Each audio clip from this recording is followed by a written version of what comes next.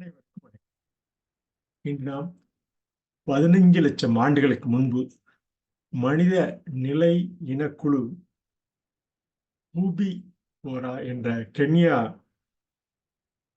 ஆப்பிரிக்காவில் உள்ள கென்யாவில் தீயின் ஆரம்ப நிலை கட்டுப்பாடு நமது பட்டறிவு மூலம்தான் அறிந்து கொண்டோம் என்ற இந்த காலகட்டத்தினை காண உள்ளோம்.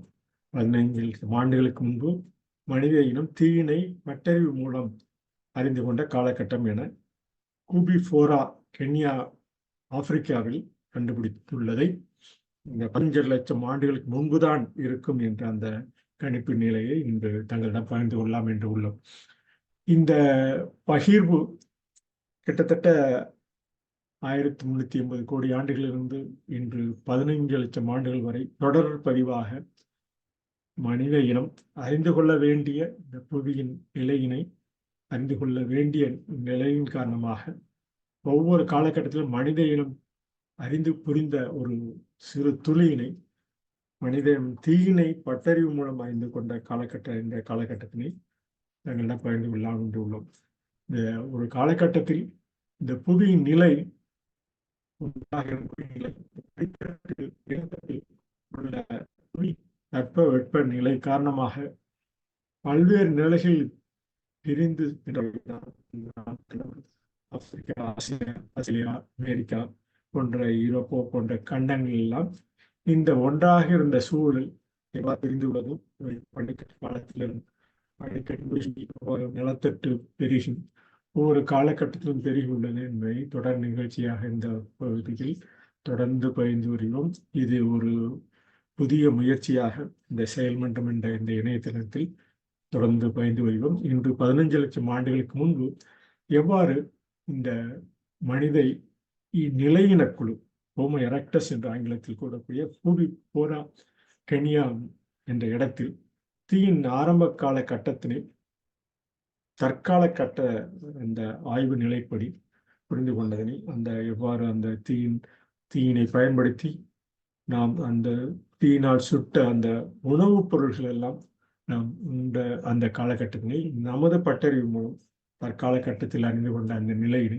நாங்கள் பகிர்ந்து கொண்டோம். பல்லாயிரக்கணக்கான ஆண்டுகளுக்கு பின்னரே தான் இந்த தீச்சுடர் தீயாக எரிந்த அந்த தீச்சுடர் முறையான பட்டறிவு மூலம் முறையாக நாம் பயன்படுத்த முடியும் என்ற அந்த தீ பயன்பாட்டினை ஒவ்வொரு காலகட்டத்தில் தான் நாம் அறிந்து புரிந்து ஒவ்வொரு காலகட்டத்தையும் செயல்படுத்தி உள்ளோம்.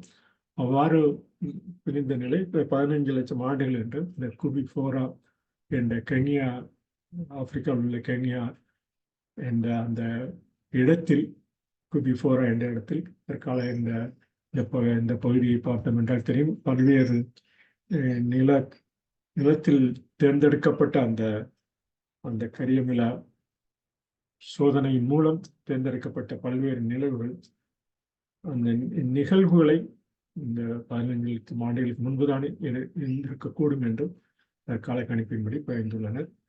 இந்த ஒவ்வொரு காலகட்டம் இந்த தீயின் பயன்பாட்டினை நீண்ட தொடராக இன்று வரை நாம் பயன்படுத்தும் அந்த தீயினால் ஒவ்வொரு காலகட்டத்திலும் நாம் வெவ்வேறு நிலைகளில் நாம் அந்த உண்ணும் உணவிற்காக நமது பயன்பாட்டிற்காக உண்ணும் பல்வேறு நிலைகளை அறிந்து கொண்ட நிலையில் இந்த ஆரம்ப காலகட்டம் இந்த ஹூபி போரா இடத்தில் ஆப்பிரிக்காவில் வாழும் மக்களிடையே அறிந்து கொண்ட காலமாக கருதலாம் என தற்கால நிலையினை பயந்துள்ளது.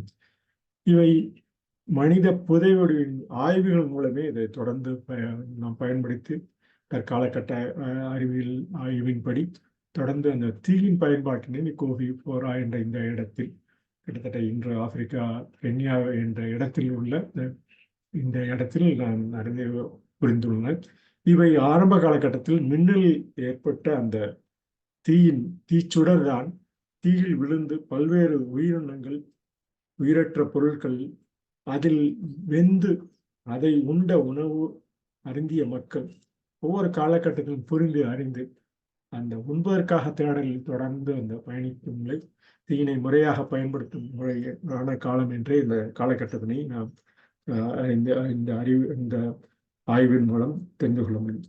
இவ்வாறு பறவைகள், உயிரினங்கள் பல்வேறு நிலைகளில் தீயில் வந்து இறைச்சியின் சுவையாக ஒரு காலகட்டத்தில் தாவரங்கள் விலங்கினங்கள், பல்வேறு விலங்கினங்களுக்குள்ளே உள்ள அந்த நிறைய வேறுபாடுகள், அந்த வேறுபாட்டினை அவற்றின் மூலம் கிடைக்கும் அந்த எரிபொருள், எரிந்து தீயினால் எரிந்து அந்த உண்ணும் உணவு பழக்க வழக்கம், தாவரங்கள் உண்ணும் பழக்க வழக்கம், விவசாயம் மீண்டு உற்பத்தி செய்ய விவசாயம் மீண்டும் மீண்டும் அந்த கிடைத்த பொருட்களில் அந்த பயிர் தொழில் மூலம் விவசாய தொழில் எவ்வாறு மேம்படுத்த முடியும் என்ற ஒரு காலகட்டத்தில், தீயினை பயன்படுத்தி எவ்வாறு பயன்படுத்த முடியும் என்ற ஒரு காலகட்டத்திலும் இந்த காலகட்டத்தின் மூலம் தொடர்ந்து இந்த பதிவின் மூலமும் அறிந்து கொள்ளலாம். அவை எவ்வாறு வெப்ப அலகு கருவியின் மூலம் 400 750 கரண்டி 200 முதல் 400 வரை கொண்ட அந்த வெப்ப அலகு கருவியின் மூலம் சிவந்த வண்டலின் மூலம், அந்த வண்டல் மண்ணின் மூலம் அறிந்து கொள்ளக்கூடிய காலகட்டம் எனலாம்.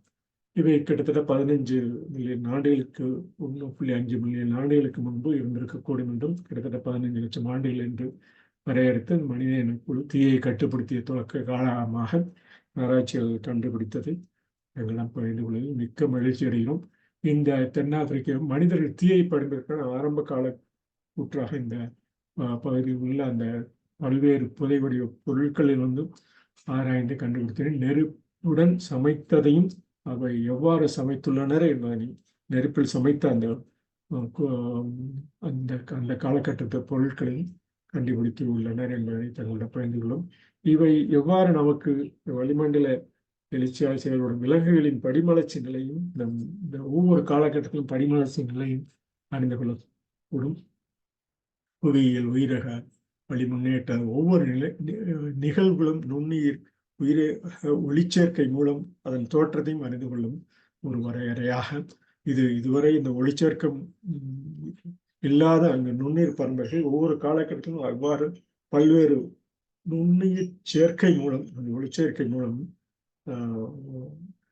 அந்த உயிரக வழி காற்றின் மூலமும் பல்வேறு நுண்ணுயிர்கள் ஒவ்வொரு காலகட்டத்திலும் தொடர்ந்து அந்த நிலைத்துள்ளதை நாம் ஒவ்வொரு காலகட்டத்திலும் அறிந்து கொள்ள முடியும். ஒளிச்சேர்க்கை மூலம்தான் பரம்பரைகளாக ஒவ்வொரு காலகட்டத்திலும் உயிரினங்கள், ஒவ்வொரு உயிரினங்கள் அதனதன் சேர்க்கையின் மூலம், அதனதன் நுண்ணுயிர் சேர்க்கையின் மூலம், அதன் மரபணுவின் மூலம் அந்த புரிந்து கொள்ளும் நிலையினை தொடர்ந்து அறிந்து கொள்ளும் ஒரு வாய்ப்பாக தொடர்ந்து இருந்துள்ளது. இவ்வாறாக நிலைதான் நமது தீயின் பயன்பாட்டினை தொடர்ந்து அறிந்து கொள்ளக்கூடிய ஒரு பாங்காக கருதி இந்த 15 லட்சம் ஆண்டுகளுக்கு முன்பு உள்ள முதல் பகுதியை தங்களிடம் பகிர்ந்து கொள்ளும். 2வது பகுதியை அடுத்த பகுதியாக தொடரும் இந்த பதிவினை நிறைவு செய்கிறோம். நன்றி, வணக்கம்.